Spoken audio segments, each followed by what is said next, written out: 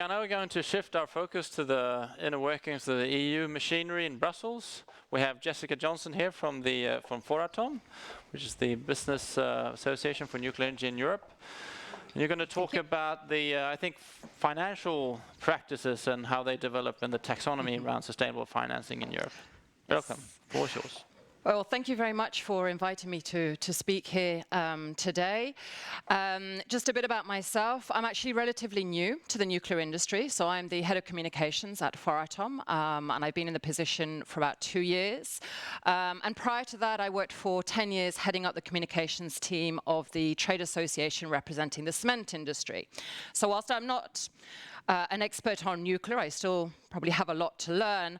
I'm very well versed on everything that surrounded the discussion on resource efficiency and the circular economy and waste framework directive and waste hierarchy, which of course is very useful when we're coming into this debate on the sustainable finance side. I wanted to start off by giving you a bit of a background in terms of the legislation. You know, in Brussels, we all know how it works, but we're very much within our own little bubble. And sometimes we forget that when we're presenting these things, the audience may not necessarily know how the process has evolved. So the first thing to say is that in 2018, the Commission adopted what they called this action plan on financing sustainable growth. Within that action plan, they then issued 3 proposals for regulation. The first one focusing on disclosures relating to sustainable investments. The second one amending an already existing regulation, and that focused on carbon benchmarks and positive carbon impact benchmarks. And the third one, which is really the focus of today's presentation, and that is the one on the establishment of a framework to facilitate sustainable investment, and what is more commonly known as the Taxonomy regulation. They came out with these proposals for regulation, but at the same time, they then set up what they call a technical experts group. And this technical experts group was working in parallel to the advancements on the regulation side. Technical experts group was working on an EU green bond standard, methodologies for EU climate benchmarks and disclosure for benchmarks, guidance to improve corporate disclosure of climate-related information, and finally this classification system. So we come back here again to the taxonomy. Now, it should be clear that the work of the technical expert group is being put forward as recommendations to the Commission. The Commission is, of course, free to either adopt their recommendations in full, adopt part of them, or totally reject them. But of course, if they've set up this experts group and they have identified the experts themselves, and indeed it was the Commission who identified the experts, then more than likely they will at least listen to some of the recommendations that have been put forward. What this technical experts group then did was create a whole series of subgroups. This is very common in Brussels. We start from here and we gradually work down and create a whole load of different groups. Interestingly enough, the call for experts of the subgroups, I think, was issued on the 15th of December with the response by the 4th of January. So it's kind of what we call in Brussels our Christmas gift. These subgroups were tasked with looking at different technologies and then identifying whether they contribute to climate mitigation. So are they going to help reduce CO2 emissions? But at the same time, do they cause any significant harm? The output from these groups then fed into the TEG taxonomy report, which was published in June 2019. And then the Commission, as is standard practice, opened the report up for public consultation. So the report was published, and then everybody in Europe, be it an organization, be it an individual, was free to then submit its comments on that report. There were 2 groups of relevance to nuclear. First of all, there was an expert group dealing with nuclear specifically. And this group was tasked with looking as to whether nuclear contributes to climate mitigation efforts.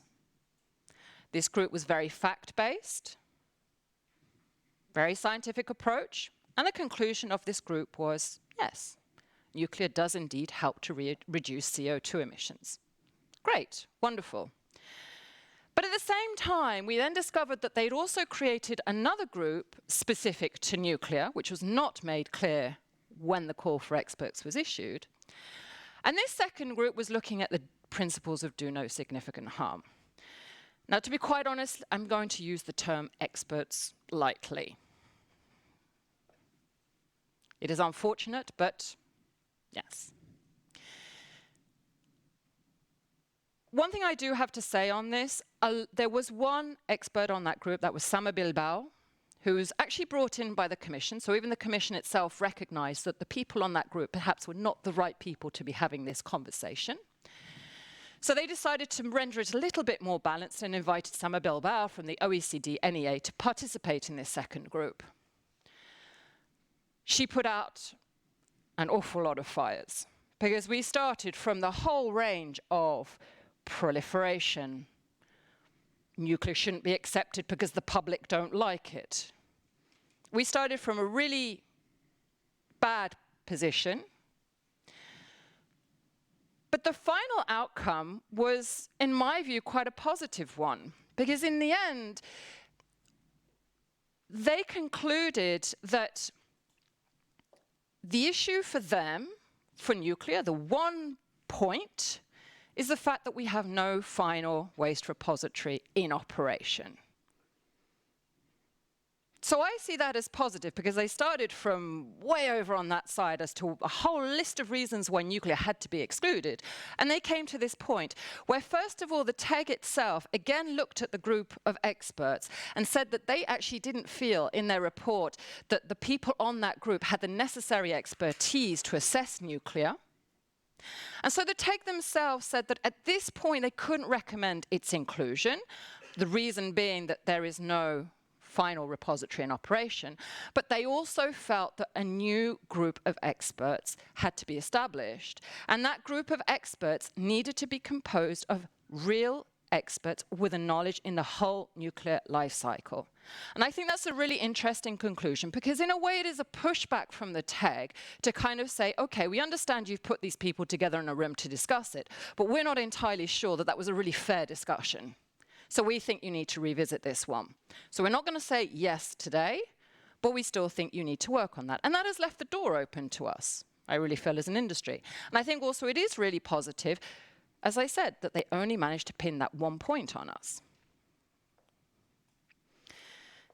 Another interesting point here is what happened during the consultation process.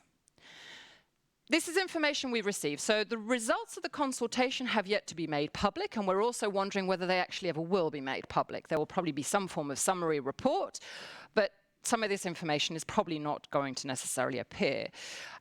What a lot of people apparently did make clear from what we have heard is that they thought it was really unfair the way some technologies had been treated very favorably. So in the case of renewables, the TEG report just basically said, well, you know, we just assume that they are low carbon. There's no need to conduct a life cycle emissions assessment. I mean, I think we all agree there was never going to be any question of renewables being excluded from the Sustainable Finance Initiative. But what we don't understand is, why would you say, well, you don't need to conduct that methodology and assess that technology. It's okay, we'll just leave it in. I mean, if you have no concerns, then, you know, apply the same methodology to all. So that was one thing that rang a few alarm bells amongst people, and a lot of people commented on it. There's also, if you look at the report itself, you actually see that for a lot of the renewable technologies, they don't really look at their biggest impact. So in the case of wind farms, they didn't really focus too much on the land use issue. In the case of solar panels, they didn't pay too much attention to the amount of raw materials and the critical raw materials that they use. So there was also this kind of question of bias in the report. Interestingly enough, it appears that a lot of respondents commented on the fact that they didn't agree with the exclusion of nuclear. They also didn't agree with the exclusion of waste to energy and natural gas. But it's interesting that several people commented on nuclear, because very often they focus on gas, but nuclear is kind of left to one side and nobody says anything. Here, a lot of people in their responses said, you know, nuclear should not be excluded.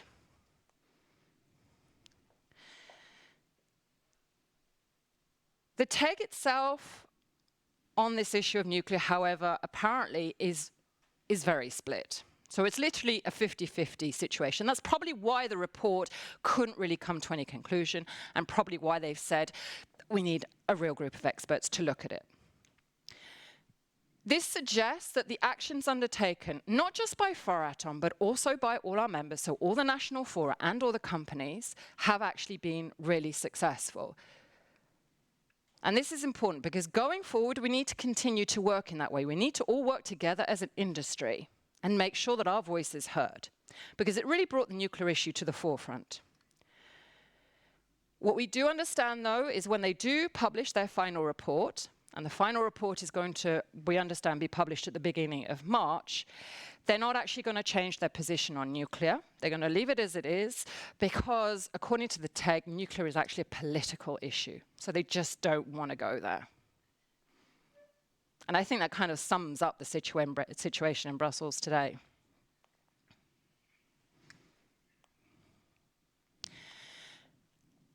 As I mentioned earlier, they came out with the proposals for a regulation. So whilst they had the TEG working on its own report and producing a series of recommendations, the regulation itself has to go through the EU policy process. And that means both the European Parliament and the Council have an opportunity to review the proposal and put forward amendments.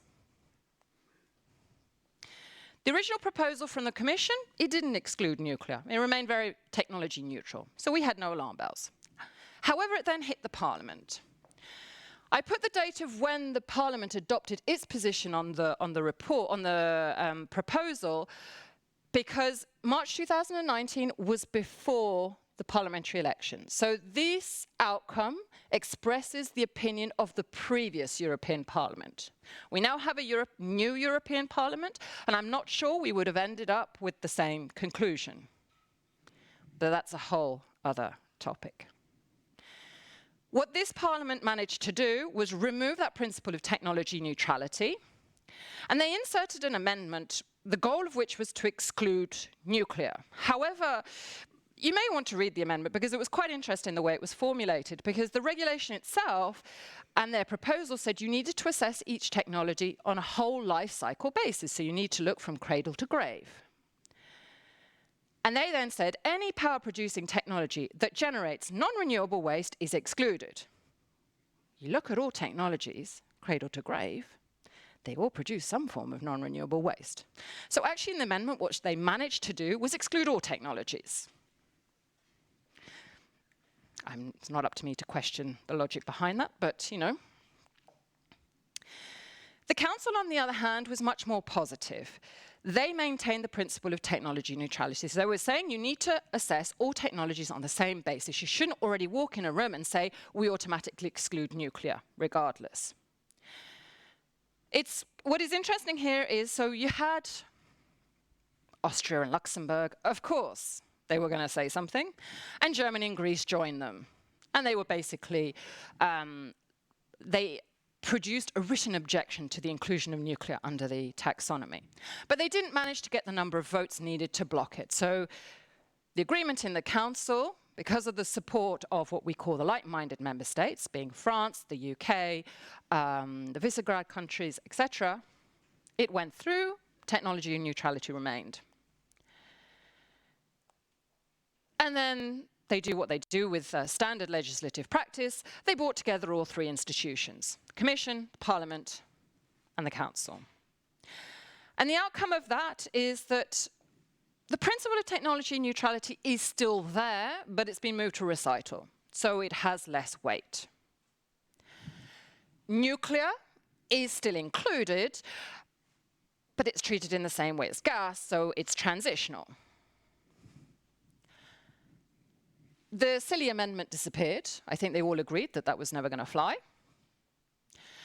But they did add that under the do no significant harm criteria, this point on the long-term disposal of waste. So the long-term disposal of waste may cause significant and long-term harm to the environment. And they say that should be considered as significantly harming. Which is where some people were saying, oh, well, this automatically excludes nuclear. Let's be clear, it does not automatically exclude nuclear. do no significant harm criteria are going to be adopted via delegated acts, which basically means that the Commission is going to be putting together the experts, and the Council will have some form of oversight. The Council wanted to be more involved. They wanted to be the ones putting forward the experts for that, but unfortunately that did not go through.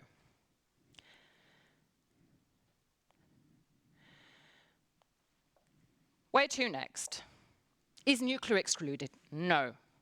Nuclear is not excluded, but it will be subject to the do no significant harm criteria.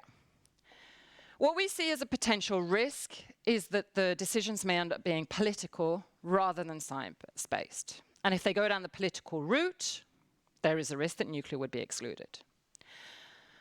But it is also a potential opportunity. We can still cross our fingers that the Commission is going to use a science-based approach and that they apply the same criteria equally across all technologies.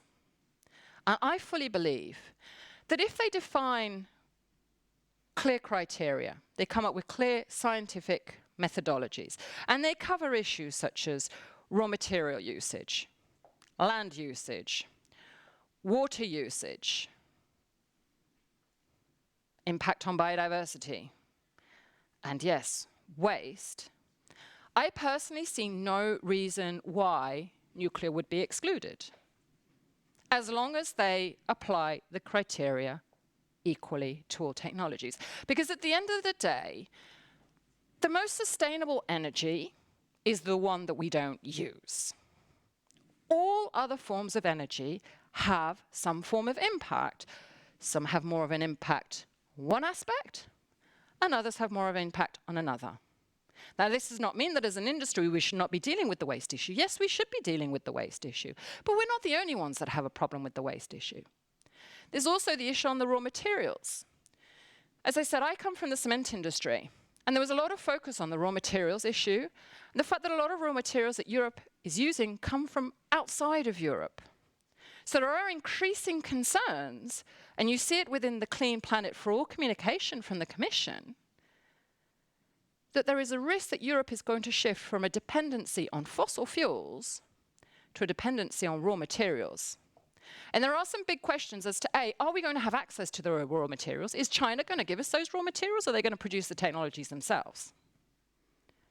Secondly, do we actually have enough raw materials to produce all these solar panels and batteries and electric vehicles? I'm not so sure. And even people talk about recycling.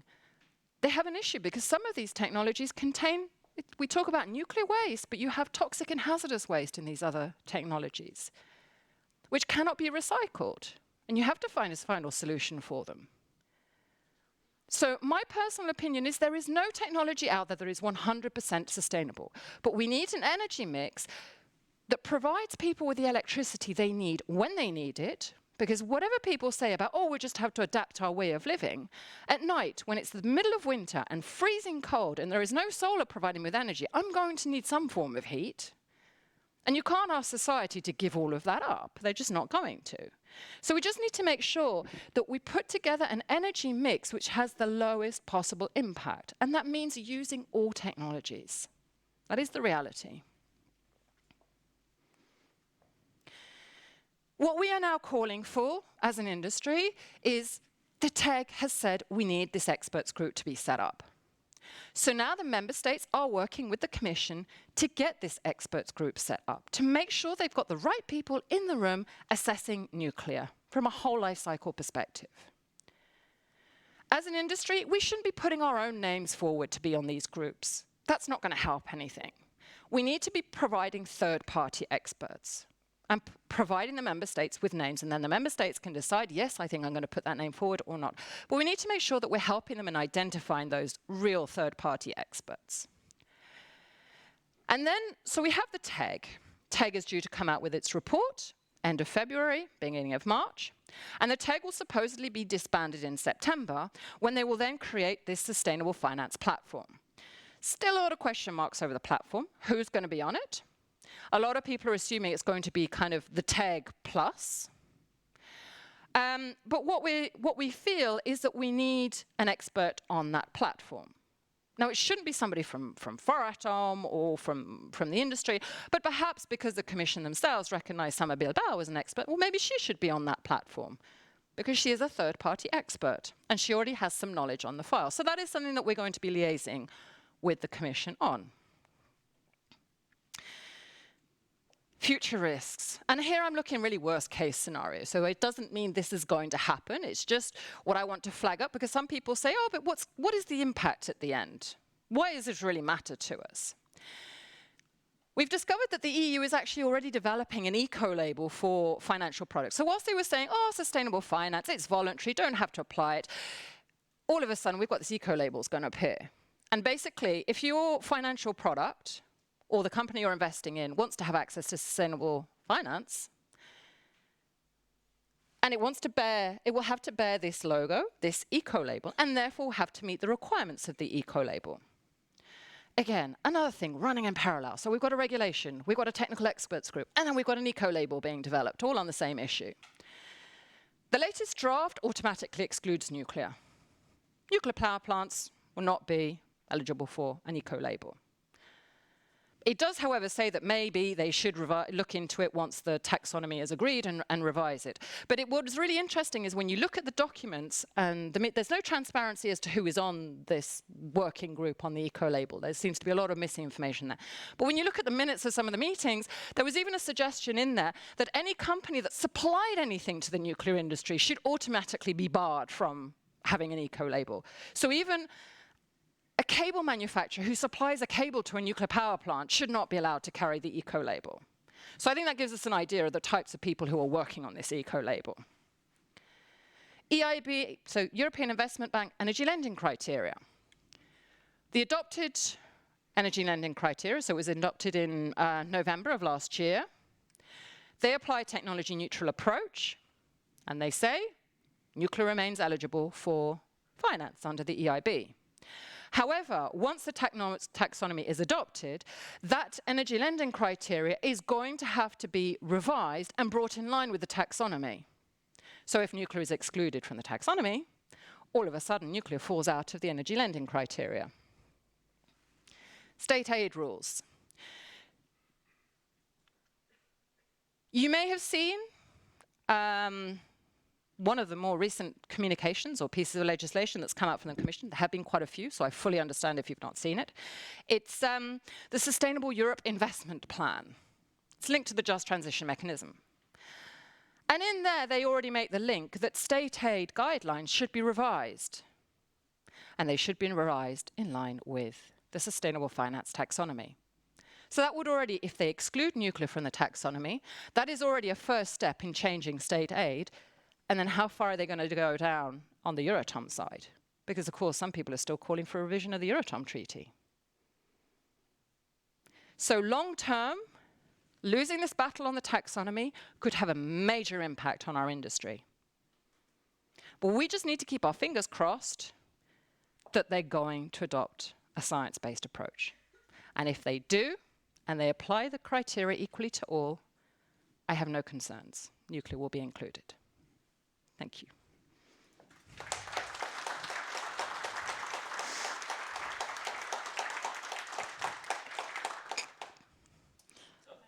thanks, Jessica.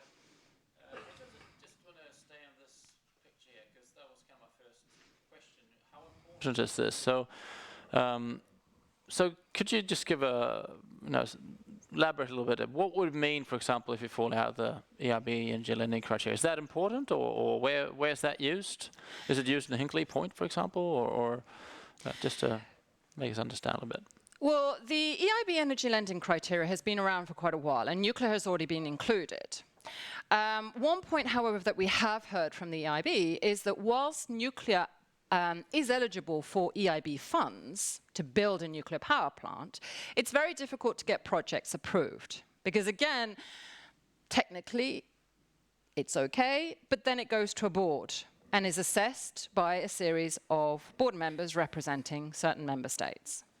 Now, this does not mean that the projects are being rejected. My understanding is 2 projects have received EIB funding.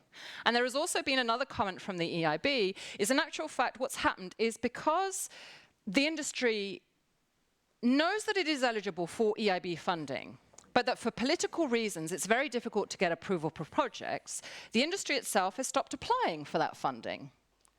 And because there's very few projects, it makes it easy for them to reject. What the IBA has said to us, though, is if the industry itself were to suddenly apply for much more funding for projects, it would make it more difficult to reject them all, because of this issue that the criteria allow for investment in nuclear power plants. But what has happened is, because the industry fears that they will automatically be turned down, they're not applying. So in a way, countries such as Austria are winning for that very reason.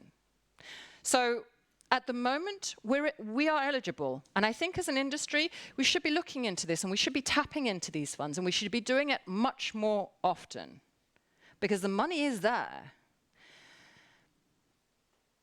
If we suddenly well, there is so the taxonomy then says no more EIB energy lending for nuclear, but there's also a bigger problem, because the EIB is going to become what they call the climate bank, and all EIB funding will then be linked to sustainable finance. So what they're trying to do now is basically what they call kind of climate-proof the EU budget. So they're trying to make sure that all EU funds would essentially be channeled through the EIB, but the funding should go for climate projects. They're trying to make more and more of the EU's budget go to climate projects. And the goal there is to make sure that none of that money goes to nuclear, which is a bit of a contradiction. I mean, if your goal is to decarbonize, why would you exclude decarbonized technologies? So these are just pieces of this puzzle, but the picture is much greater, because it's literally, this taxonomy could impact all future EU funding, because it links into Horizon Europe as well. So even Horizon Europe funds fall under, so the research funds are starting to fall under this kind of climate bank issue. So yeah, it is a really big puzzle that's being put together. But losing the battle now on nuclear is going to make it very difficult for us to get any form of EU funding in the future. And then the biggest risk, of course, is on the state aid side. So, yeah, that was my next question. So what would that mean? For example, I think many countries, including Sweden, has sort of explicitly already said that there will be no state aid given to, and pick your technology, and nuclear is one of them. So you could argue that, well, this doesn't really matter, because we won't give any state aid to any technology. But it depends on the country. I understand, so obviously in Sweden, and I know in Finland, they work on the Mankala model. So it's less of an issue for them on the state aid side, but other countries depend on it. You look at Hungary, for example. Obviously, there's a question in Bulgaria over the Belene project, whether that needs to go through state aid rules. Hinkley Point went through state aid as well. And even the Sizewell C, using the RAB model, has to go through state aid approval, so it's linked to state aid. If you remove that option of state aid, all these different projects in different countries would fall. And essentially that is what the anti-nuclear member states are trying to do. They're trying to find every possible way of blocking investment in nuclear. Because of course, the big question mark as well on the sustainable finance is under the Mankala model. Obviously, it's other industries that are providing financing, so that, like the paper industry provides financing to the nuclear power plant. Under sustainable finance, under the reporting, if they're providing financing for nuclear power plants, does that mean that they're then excluded? Because they're helping to finance the technology that's excluded? What about the aluminium industry in France? It's electro-intensive, and a lot of its energy comes from nuclear. If nuclear is excluded under sustainable finance, does that mean that aluminium is excluded? So it could even, it could lead to a distortion of the market, because it's going to basically be saying to people, if you have any link with the nuclear industry, you could lose sustainable financing. And that's basically going to be pushing them into the renewables arena. Do you see what I'm not sure I'm clear on that one. It's basically telling them where they should be going, which is unfair. I mean, it is distorting in the market. But I think there is also, I guess, you could argue that, well, what you're saying is that without state aid, there will be no nuclear, which of course is not in some circles at least, that's not a very strong argument, because that's sort of saying, well, why should we give state aid in the first place? So, I come back to that this is, at least in the Nordic context, I think it's a problematic kind of argument to make. But what's the timeline for this? So when will this be decided? You know, for us non-Brussels wonks, what does it mean? Is it like 2 years from now? Or is it 6 months? Or? Normally, the delegated act should be ready by the end of the year.